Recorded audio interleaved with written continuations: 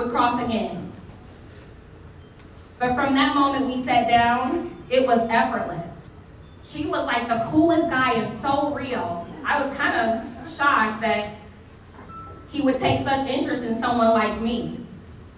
We laughed, he asked about my son, my family, and in that conversation, he got a glimpse into my world. He was engaged, and again, real. I remember thinking, wait, this guy's a sheriff? Like, come on. But let's be honest, my perception of law enforcement, because of what I look like, I didn't think that someone who looked like him, who was a sheriff, could be as cool and outgoing as him, to be honest with you. We had just come out of COVID, and I had gotten involved in politics and in this work because of the injustices of African Americans, women, and men who look like me. So I had to look at myself after speaking to him, thinking I judged him. I'm oftentimes judged. I oftentimes don't get opportunities. I'm oftentimes not promoted because of what I look like. And here I was judging him because of, let's be honest, his job. So shame on me, first of all. So it was really a reality check where I had to say, this guy's cool, I'm gonna give him a chance. So at the end of the night, we exchanged the usual nice to meet you, and we went our separate ways. And I remember telling a friend, oh my goodness, I'm super impressed. That's hard to do, because I am not one that let people really get close to me. So fast forward, about a year later, our paths crossed again. And the first thing he asked me was about my son. So I'm stunned. I'm actually kind of shocked, because you would have thought that we picked up maybe 2 weeks ago, and we just had this conversation a few days. And I'm thinking, how would he remember that? It was in that moment I realized he didn't just see people, he values them. He didn't see me as just another face in the crowd, or as a black woman from the west side of Detroit. He saw me. So again, in the fall of 24, just a few months ago, I had the pleasure of going to church with him.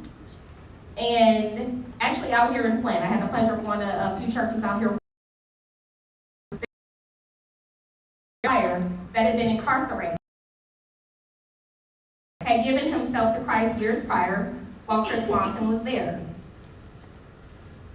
So after the service, Swanson recognized him and went over immediately, shook his hand, and recalled the conversation as though, again, it had happened a day or two or just weeks ago. The look on that gentleman's face was, you remember that? And again, kind of hard to impress someone like me that meet people all the time. But I was impressed because it was about character. This was about his character and how he values people. That's who Chris Swanson is. He connects. He cares.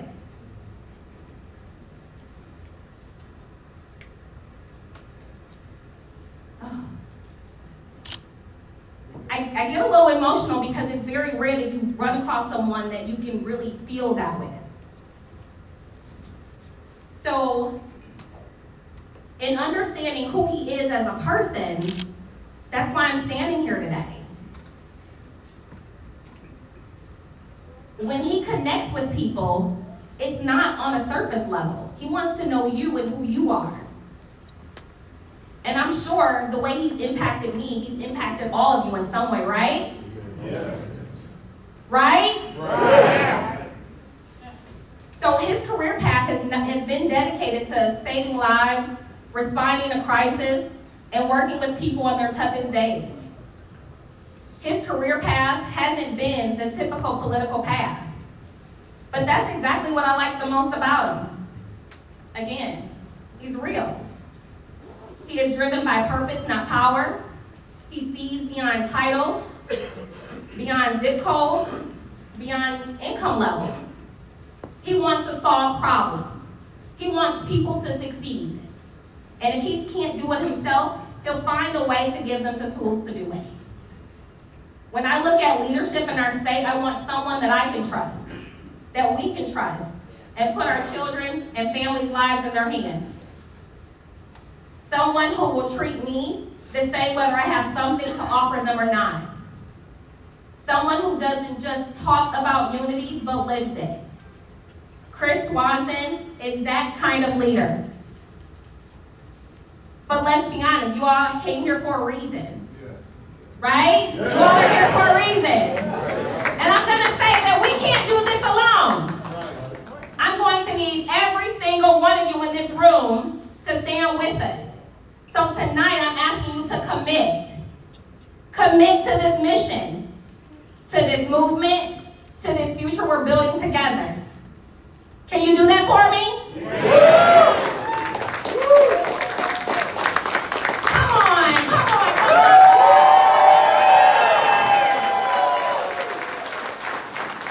I'm going to take that every yes. Can you do this with me? And with that, it is my absolute honor to introduce the man of the hour, Christopher Robert Swanson.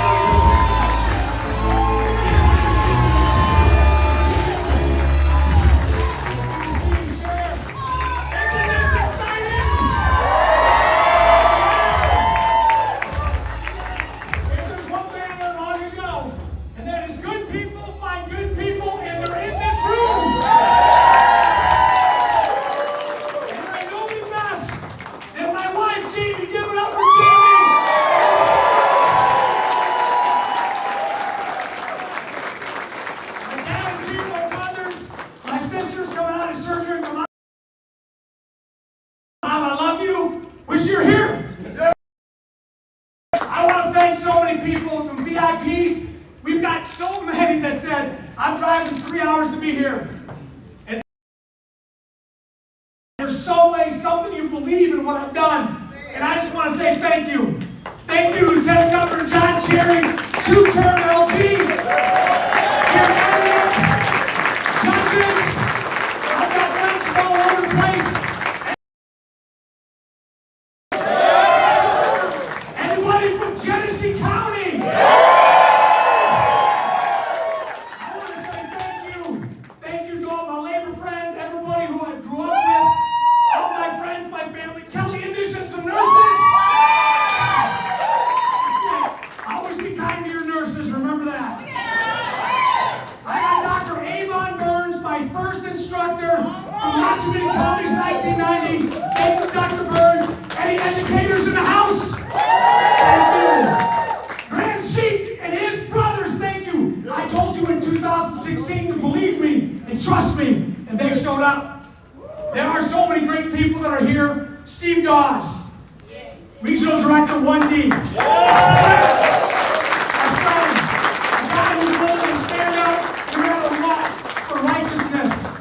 Mike Booth, Vice President, UW International General Motors Division. Thank you, Mike Booth. Appreciate it. I don't know if the Godfather or Eric's here and Gino from ASME. I just want to say thank you. But in the house, we got plumbers and pipe. There he is, I hear it. We got plumbers and pipe fitters. We got business owners. We've got students. We've got people giving me two fingers. We've got Republicans, Democrats, and independents in this house.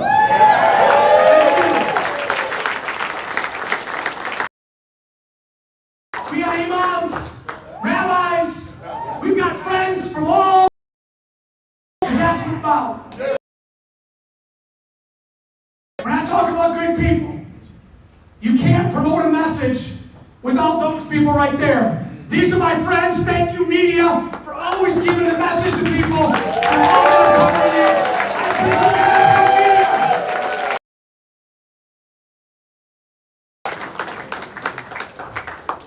Now, I've been wanting to say something for a long time, Ken Muhammad. I appreciate you. My name is Christopher Robert Swanson, and I'm running for governor for the state of Michigan.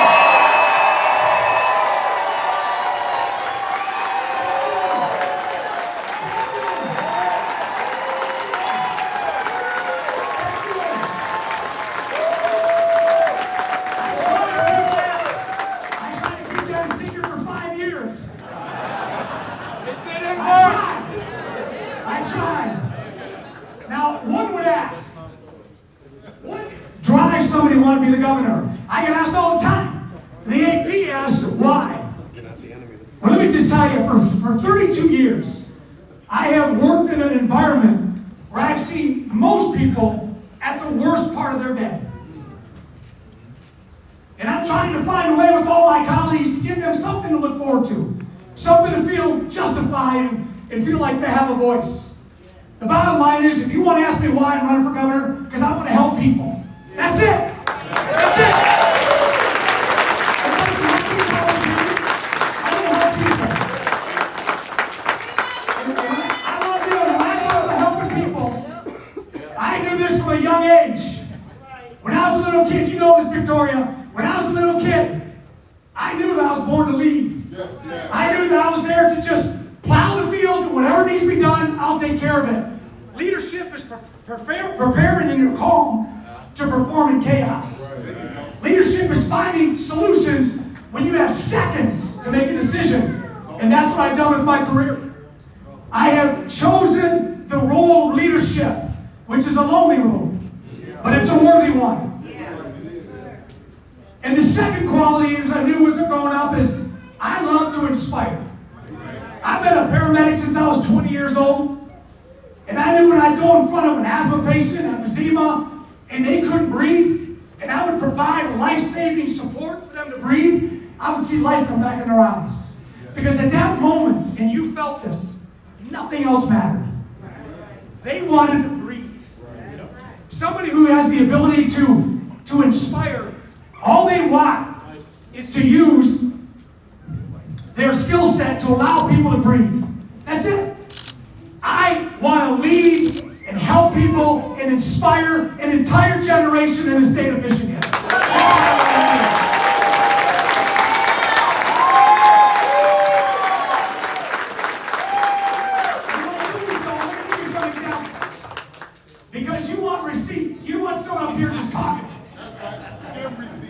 I knew when I was on the job for 30 days and a pandemic hit. And the role of the sheriff in Genesee County is also the emergency manager. And so in one day, Meals on Wheels ended, moms that needed diapers and formula, gone.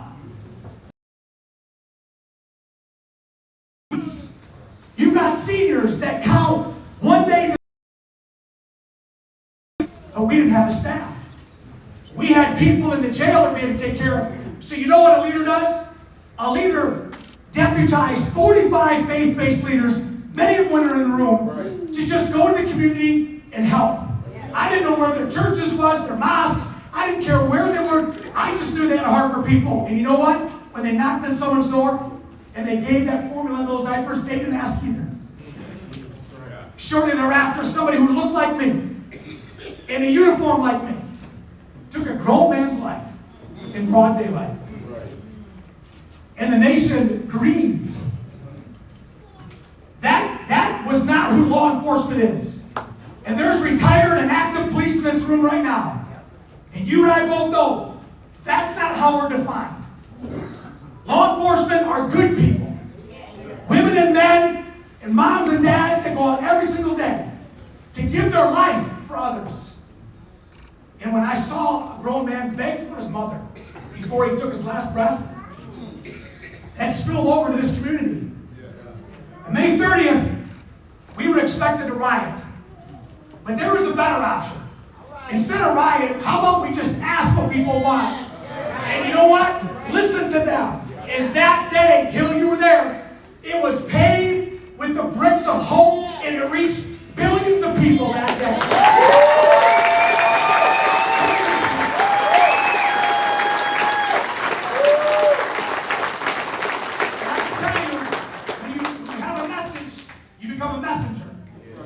And I kept getting asked the question, what's next? What's next? And I can tell you, everybody in this room, although we may look different, come from different places, there are three things that bind us because we all have this in common. There was a time where you were given grace and you didn't expect it. You were given mercy and you didn't earn it.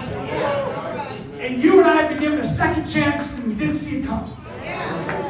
And so in September of 2020, there's a catch basin of people who have generational poverty, generational incarceration, generational lack of literacy, generational addiction, and they're in jails across America. So I said, you know what we're going to do?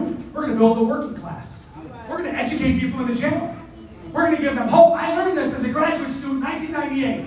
You want to know what reduces crime? Education, value, job training, and job placement. We launched that in September of 2020. Can I tell you this? Almost 5 years later, thanks to the UW and our building trades, it is now the national standard in jails in America.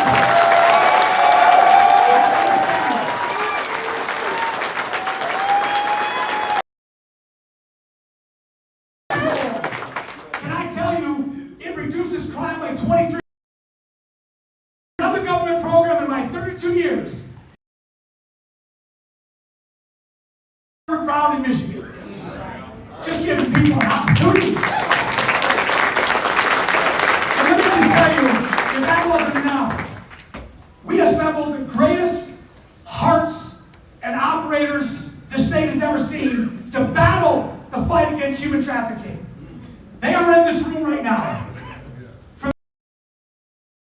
We became experts at giving people a voice, setting people free.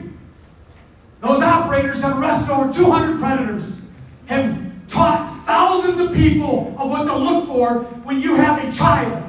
It has given people their freedom back. It is known as GHOST, and it is the national standard set right here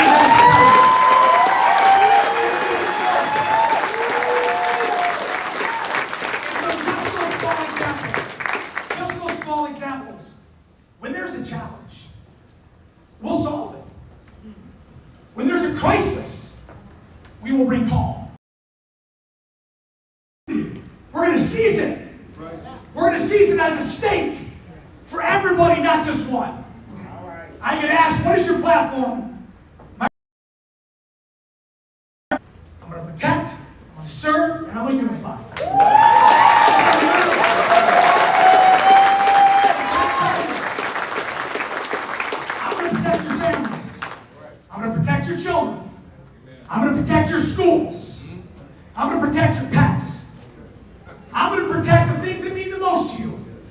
Whether it be a mosque, a synagogue, a church, a cathedral, or temple, you are going to be able to worship and how you worship in peace, knowing that you have a government that will protect your community. When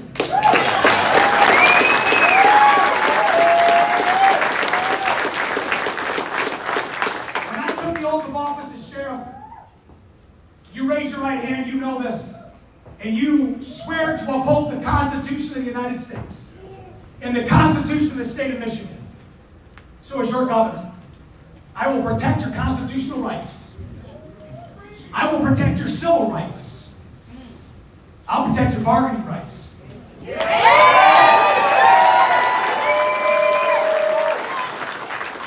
I will protect your personal rights and freedoms and your Second Amendment right. Yes. I will protect your rights.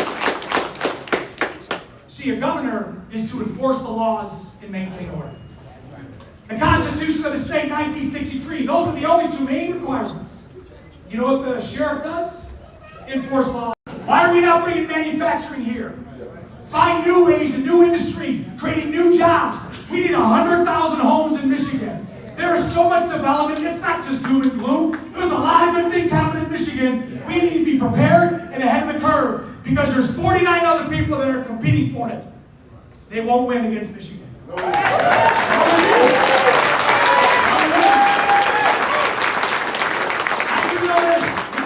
you want to do something, there's people in this room that understand it. When you want to start something great, it's an idea that boils up in your guts. And many times you just don't know where to go. You just don't know where to turn. Let me tell you, part of our growing economy is to take new ideas and make them successful. We're going to have an entire process that if you have a business idea, you're going to be able to work with the state, and we're going to walk you through every step you need to be successful. Because when your business is successful, you grow into things that other people can't. You do things that other people won't. And you feed your family, and you become your own success. That's economy. And that's a success.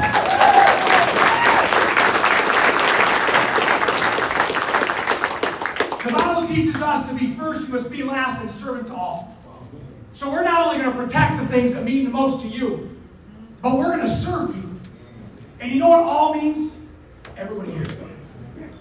They may not look like you, believe like you, live where you live, grow up where you grow up, but when you serve people, you take all those things that Kai said, you put them on a shelf, and you use your heart to direct you. When you serve people, just do the right thing. But can I tell you this? The right thing is not always the easiest thing. I know this firsthand. Sometimes you got to go against the grain. But when your gut's leading you, and you see the lives and the eyes of the families that you're serving, the people that you're helping, it's worth it. Write the check.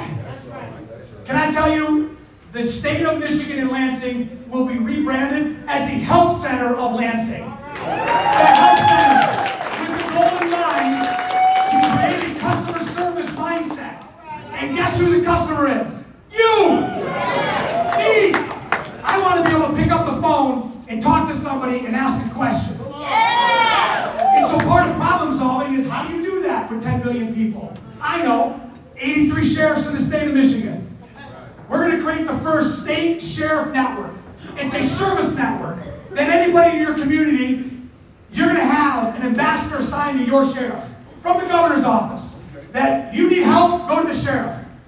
And if that sheriff can't solve it, that sheriff's going to be able to pick up a phone and talk to somebody who can. Between the sheriff and the governor, we got your back. You're going to solve problems with the government. The service mindset is sacrificial. It's something that demands a lot. But you got to do it. People in today's world, not only in Michigan, but across the country, have lost faith in government. They've lost faith in the system. Many times they're disappointed. I understand there's parties. But why do you think we have those Republicans and Democrats and independents in this room? We have skeptics in this room. We have people that think, I want to go, but I don't know what if I'm going to hear anything new. Well, I promise you this. The one thing that I'm going to add that has been missing, I've seen it live, is unity. I personally am exhausted with hate speech and division.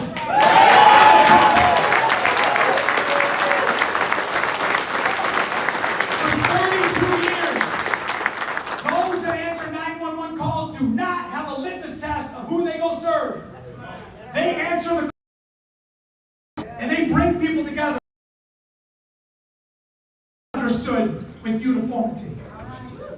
We're all different. We're all diverse. Look at the crowd. But you know what we can find through leadership? Common ground. If you create wins across the board, it may not be everything you want, or everything you want, but it's more than what you had. It starts with leadership. Unity is an action. You've got to do this. You've got to be active. Can I tell you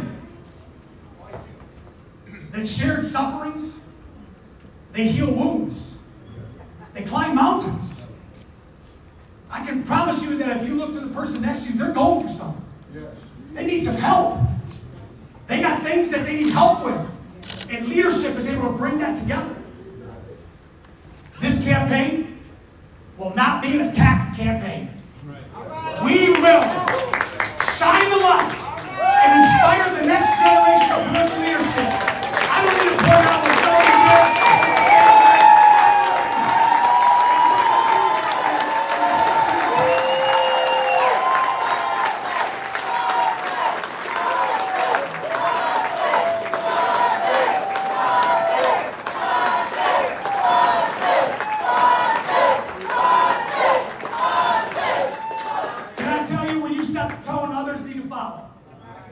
I have great respect to a mayor, to a secretary of state, and a sitting senator. If they raised their hand and said, I want to do something that I know is going to cost me something. They aren't opponents to me. They're options. I promise you this, we will defend our positions. And I'll defend my history. But I will not attack. I want you to know that you cannot have unity and division at the same time. You cannot. They don't coexist. But the Swanson campaign is a bright light to give people the hope that they've been looking for.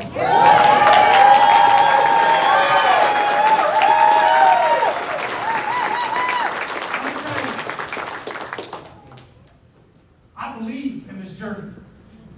The Lord has opened up doors that nobody can open for me. He has put me in positions with people where you heard Kai speak. Because it's not what you say, it's what you do.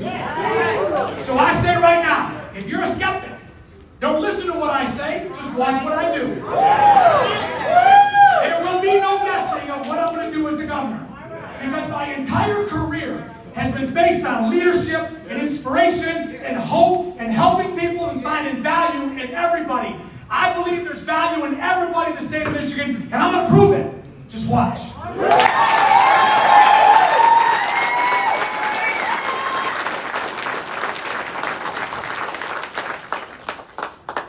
Lansing needs a fresh face, a new voice. The people are hungry for something. Can I tell you this? I'm bringing pure energy to Michigan.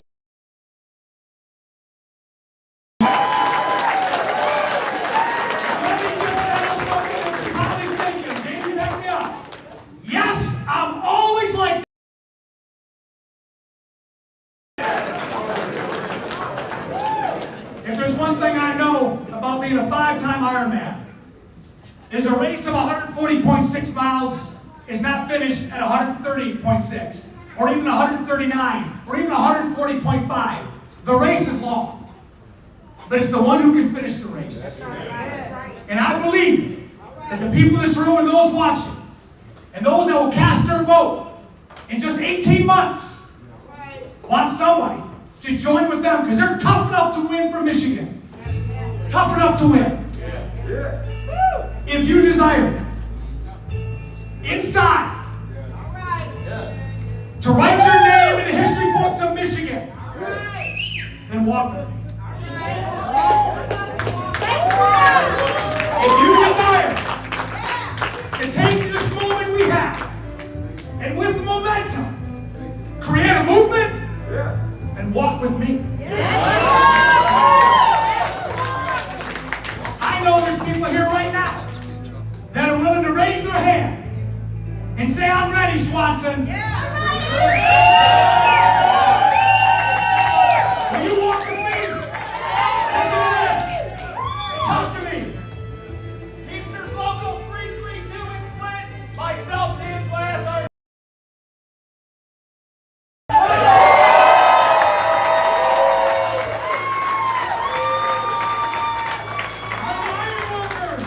are the iron